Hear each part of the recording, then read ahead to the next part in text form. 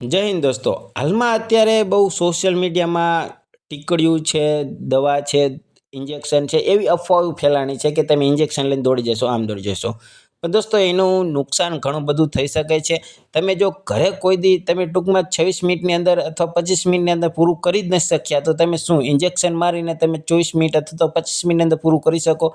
બહેનો હોય કે ભાઈઓ કોઈ પણ કરી શકે અઢી અઢી મિનિટ. તો એટલે ટૂંકમાં દોસ્તો તમે જે ઇન્જેક્શન દવા લઈને ના દોડતા, એનું ઘણું બધું નુકસાન થઈ શકે છે, હાર્ટ પણ ફેલ થઈ શકે છે. એટલે મારી એક તમને સલાહ છે, તમારી જો ઘરે પ્રેક્ટિસ હશે તો તમે ત્યાં કરી જ નાખવાના છો. એટલે કોઈ વધારાનું કંઈ કરતા નહીં. અને જે દોસ્તોને થઈ જ જાય છે તેને તો કંઈ ચિંતા છે જ નહીં, એને દવા પણ લેવાની જરૂર નથી. હા, નોર્મલ દવા છે અમુક પગ દુખાવાની, એ તમે લઈ શકો છો. પણ જે અમુક માર્કેટમાં ચાલે છે ને અત્યારે, ઇન્જેક્શન મારી લેજો એટલે તમારે રનિંગ થઈ જાય છે, આ ટીકડી લઈ લેજો એટલે થઈ જાય છે. ના દોસ્તો, કંઈ જ કરતા નહીં, હાર્ટ ફેલ પણ થઈ શકે છે. એટલે મારી ટૂંકમાં એટલી સલાહ છે.